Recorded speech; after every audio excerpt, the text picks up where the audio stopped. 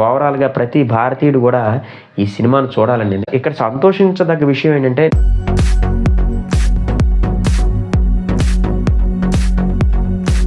Hi friends, this is Sivaramakrishna Dasari and welcome to Nuzvid cinema talkies.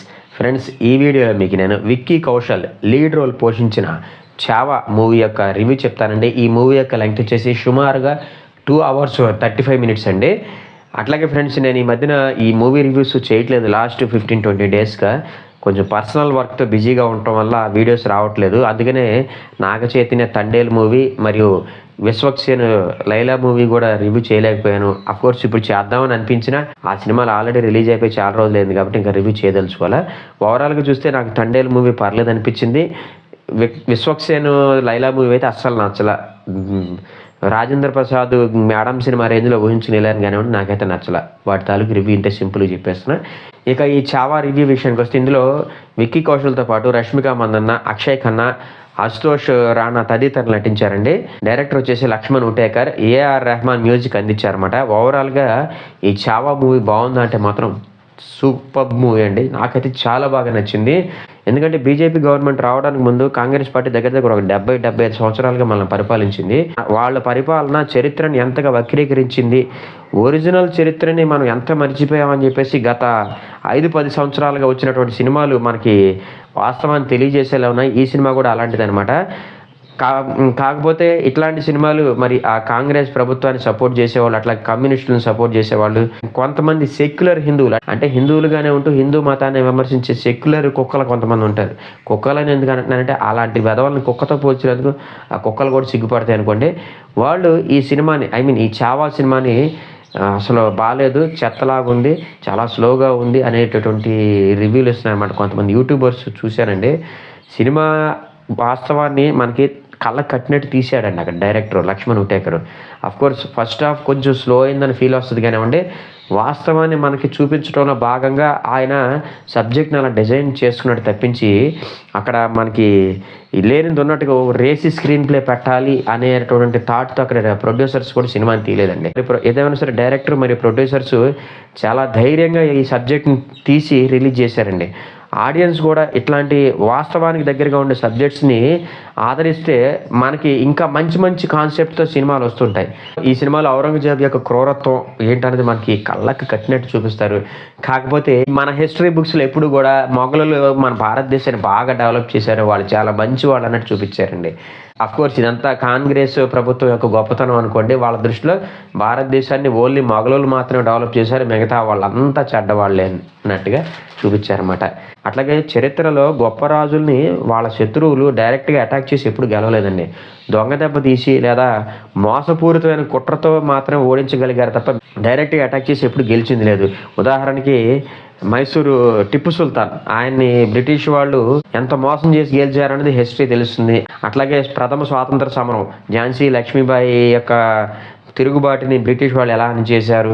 అట్లాగే ఈ సంభాజీ మహారాజుకు సంబంధించి ఔరంగజేబు మిగతా మరాఠా రాజులను డబ్బుతో ఎలా లోబర్చుకున్నారు, అట్లాగే మోసం చేసి తనని ఎలా బంధించారు అనేది ఈ సినిమాలో చాలా క్లియర్గా చూపిస్తారు. ఓవరాల్గా ముందే చెప్పాను కదండి, మన యొక్క భారతదేశంలో మంచి రాజుల్ని డైరెక్ట్గా ఎదుర్కోలేక మోసపూరితంగా ఓడించిన సంఘటనలు ఎక్కువ ఉన్నాయి కానివ్వండి, డైరెక్ట్గా అటాక్ చేసి గెలిచిన సందర్భాలు చాలా చాలా తక్కువ అని చెప్తాను. అఫ్కోర్స్ ఈ సినిమాని చూడొద్దు అని చెప్పేసి ముస్లిమ్స్ ప్రమోట్ చేసుకుంటారు, ఎందుకంటే వాళ్ళ రిలీజియన్ తప్పుగా చూపించారన్న ఉద్దేశంతో వాళ్ళు ప్రమోట్ చేసుకుంటారు. లేదా కాంగ్రెస్ పార్టీ దీనికి యాంటీగా, ఎందుకంటే మరి కాంగ్రెస్ పార్టీ అంటేనే మరో ముస్లిం లీగ్ పార్టీ, కొంతమందికి మండినా సరే ఇదే వాస్తవం. వాళ్ళు తీసుకొచ్చిన చట్టాలు అన్నీ చూస్తుంటే అలాగే తగలడ్డాయి కాబట్టి హిందువులకి అగైనెస్ట్ వాళ్ళు తీసుకొచ్చిన చట్టాలు పద్ధతులు అన్నీ కూడా హిందువులకి చాలా వరకు అగైనెస్ట్గానే ఉన్నాయి కాబట్టి వాళ్ళని ముస్లిం లీగ్ పార్టీ అంటాం తప్పులేదు. ఏదేమైనా సరే పెరుగుతున్నటువంటి సోషల్ మీడియా వినియోగం, దాని ప్రభావం వల్ల ప్రజలకి వాస్తవాలు అనేవి ఇప్పుడిప్పుడే కొద్దిగా అవగతం అవుతున్నాయి. ఇక్కడ సంతోషించదగ్గ విషయం ఏంటంటే, నేను ఈ సినిమాని కాకినాడలో చూసినప్పుడు ఈ మూవీ చూడటానికి కొంతమంది ముస్లిమ్స్ కూడా వచ్చారండి. ఇది కొంత పాజిటివ్ వైబ్రేషన్ కలిగించే అంశం అండి. ఎందుకంటే ఇక్కడ ఏ మతం కూడా ఒకరికి చెడు చేయమని చెప్పదు, మంచి చేయమని చెప్పుద్ది. కాకపోతే మతం పేరుతో కొంతమంది ఛాందస్వాదులు చేసే అరాచకాన్ని మాత్రం మనం ఖచ్చితంగా ప్రశ్నించి తీరాల్సిందే. మతం అంటే వాళ్ళందరూ చెడ్డోళ్ళు కాదుగా, వాళ్ళలో చెడ్డవాళ్ళు ఉంటారు, మంచి వాళ్ళు ఉంటారు. మేబీ ఈ సినిమాకి వచ్చింది ఆ మంచి వాళ్ళు అయి ఉంటారు. వద్దు ఈ సినిమాను చూడొద్దు అని ప్రచారం చేసేవాడు ఆ మత పిచ్చగాళ్ళు ఎవరైతే ఉన్నారో వాళ్ళు అయి ఉండొచ్చు. అలాగే ముస్లిమ్స్ అందరూ చెడ్డోళ్ళు అని నేను ఎప్పుడు అన్నాను, ఎందుకంటే నా ఫ్రెండ్స్లో చాలామంది ముస్లిమ్స్ ఉన్నారు. అఫ్కోర్స్ నా బెస్ట్ ఫ్రెండ్ షేక్ అస్లాం, ఇతని గురించి పూర్తిగా తెలియాలంటే మన ట్రావెల్ ఛానల్ ఫాలో అవ్వండి. అతని డీటెయిల్స్ ఏంటంటే నేను చాలాసార్లు వీడియోస్లో కూడా చెప్పుంటాను. కాబట్టి నేను ఇక్కడ ఎక్కడ మతాన్ని తిడతలేదండి, మతం పేరుతో జరిగే అరాచకాన్ని మాత్రం నేను ప్రశ్నిస్తున్నాను. ఓకే, ఇక ఈ మూవీ విషయానికి వస్తే ఛత్రపతి శివాజీ మరణం తర్వాత ఆయన కొడుకైనటువంటి సంభాజీ మొఘల్ సర్దార్ ఔరంగజేబు నుంచి తన సామ్రాజ్యాన్ని కాపాడుకోవడానికి ఎలా ప్రయత్నించాడు, చివరికి తను ఎలా అమరుడయ్యాడు అనేటటువంటి సంఘటనల ఇతరత్వంతో మూవీ ఉంటుంది అనమాట. దానికి తగ్గట్టుగా ఎగ్జిక్యూషన్ కూడా చాలా బాగుందండి. మరీ ముఖ్యంగా యాక్షన్ ఎపిసోడ్స్, ఐ మీన్ ఆ వార్ సీన్స్ అయితే మాత్రం చాలా బాగా వచ్చాయండి. ఓవరాల్గా సంభాజీ మహారాజ్ క్యారెక్టర్లో విక్కీ కౌశల్ గారు చాలా బాగా నటించారండి. ఆయన మూవీస్లో నాకు యూరి సినిమా అంటే చాలా బాగా ఇష్టం అండి. ఆ సినిమా తర్వాత ఆయన ఇంకా వేరే వేరే సినిమాల్లో నటించినా కానివ్వండి, ఎందుకనో అవి నాకు అంతగా నచ్చాయి కానండి అంత ఇంపాక్ట్ అయితే చూపించాలి. ఓవరాల్గా తన కెరీర్లో విక్కీ కౌశల్ చేసినటువంటి డిఫరెంట్ క్యారెక్టర్స్లో ఈ సంభాజీ మహారాజ్ క్యారెక్టర్ మాత్రం టాప్ ప్లేస్లో ఉంటుందండి. ఆ సంభాజీ మహారాజ్ క్యారెక్టర్కి ఆయన ప్రాణ ప్రతిష్ఠ చేశాడు. అఫ్కోర్స్ సంభాజీ మహారాజ్ స్టోరీ ఏంటనేది నేను చెప్పదలుచుకోవాలా. ఆయన స్టోరీ గురించి మీరు యూట్యూబ్లో వెతికితే ఆల్రెడీ చాలా బయటకు వస్తాయి. మొత్తంగా చూసుకుంటే విక్కీ కౌశల్ తన నటనతో ఈ సినిమాకి ప్రాణం పోసాడని చెప్పాలి. తర్వాత సంభాజీ వైఫ్ క్యారెక్టర్ చేసిన రష్మిక మందనా గారు కూడా తనకిచ్చిన రోల్కి న్యాయం చేశారు. కాకపోతే నాకు ఈవిడికంటే ఔరంగజేబ్ క్యారెక్టర్ చేసిన అక్షయ్ ఖన్నా గారు బాగా నచ్చారు. అఫ్కోర్స్ ఆయన కూడా క్రూయాలిటీ ఓ రేంజ్లో చూపిస్తారనమాట. ఆయన క్రూయాలిటీ ఎలా ఉంటుందంటే సంభాజీని హింసించే సన్నివేశాల్లో అతని సైనికులే కంటతడి పెట్టుకుంటారండి. అతని క్రూయాలిటీ అంత భయంకరంగా ఉంటుంది. ఆ విధంగా అక్షయ్ ఖన్నా కూడా తన పెర్ఫార్మెన్స్తో మనల్ని బాగా ఆకట్టుకుంటాడు. అంటే సంభాజీ మహారాజ్ని దారుణంగా హింసించి ఆ సీన్స్ తెర మీద చూస్తుంటే నాకైతే రక్తం మరిగిపోయిందండి. కొన్ని సీన్స్లో అయితే కళ్ళమ్మ నీళ్ళు దొరుకుతున్నాయండి. నేను మిగతా ఆడియన్స్ని కూడా గమనించానండి. వాళ్ళు కూడా అమ్మో ఎంత బాధలు పడ్డారా ఆ రాజులు, ఈ మొఘలులు మనల్ని ఎంత హింసించారా అని చెప్పేసి కొంతమంది అంటుంటే నాకు అమ్మో ఈ సినిమా ఇంపాక్ట్ చాలా బాగుందని చెప్పేసి అనిపిస్తుంది. ఓవరాల్గా ప్రతి భారతీయుడు కూడా ఈ సినిమాను చూడాలండి, ఎందుకంటే చరిత్ర యొక్క వాస్తవం ఏంటనేది ప్రజలకి పూర్తిగా తెలియాలి. కాబట్టి డైరెక్టర్ లక్ష్మణ్ ఉటేకర్ గారు ఎంతో ధైర్య సాహసాలు కోర్చి ఈ సినిమా తీశారండి. కాబట్టి ఆయన ప్రయత్నాన్ని మనం ఖచ్చితంగా స్వాగతించాల్సిందే. కాదు, నాకు బాధ కలిగించే విషయం ఏంటంటే ఈ సినిమాని తెలుగులో డబ్ చేసి రిలీజ్ చేయాలి, హిందీలోనే రిలీజ్ చేశారు. హిందీలో అదే తెలుగులో కూడా డబ్ చేసి రిలీజ్ చేసి ఉంటే మాత్రం ఖచ్చితంగా ఒక 30-40 crores షేర్ ఈజీగా వచ్చేసేదండి. సినిమా సబ్జెక్ట్ అంత బాగుంది, అందరికీ చాలా బాగా కనెక్ట్ అవుతుంది. నేను వెళ్ళిన థియేటర్ దగ్గర కూడా చాలామంది ఆడియన్స్ ఈ సినిమాకి కంటతడి పెట్టుకుంటా రియాక్ట్ అవుతూ బయటకు వచ్చటం నేను చాలా చూశానండి. ఓవరాల్గా మూవీ అయితే నాకైతే చాలా బాగా నచ్చింది. ఇక టెక్నికల్ డిపార్ట్మెంట్ విషయానికి వస్తే ఏఆర్ రెహమాన్ గారు అందించినటువంటి సంగీతం ఈ సినిమాకి గుండెకాయ లాంటిదని చెప్పాలండి. ఆయన అందించినటువంటి పాటలు, ఆ బీజిఎం కూడా ఈ సినిమాని ఇంకా బాగా ప్రజెంట్ చేయడానికి కారణమయ్యాయి అనమాట.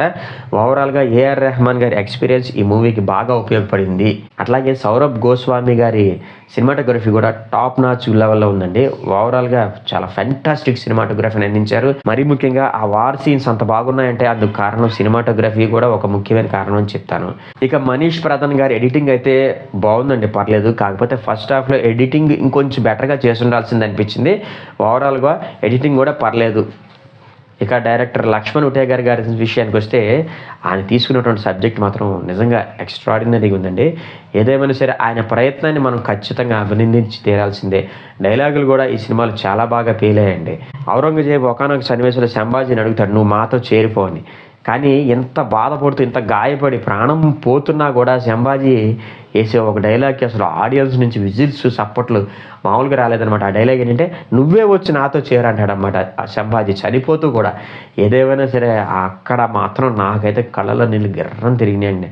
ఆ డైలాగ్కి నేనైతే గట్టిగా అరుస్తూ చప్పట్లు కూడా కొట్టేశానమాట. ఓవరాల్గా మూవీ ఇంపాక్ట్ నా మీద అంతైతే ఉంది. ఇక ఈ సినిమాకి నేను ఇచ్చే రేటింగ్ వచ్చేసి 3.5 అండి.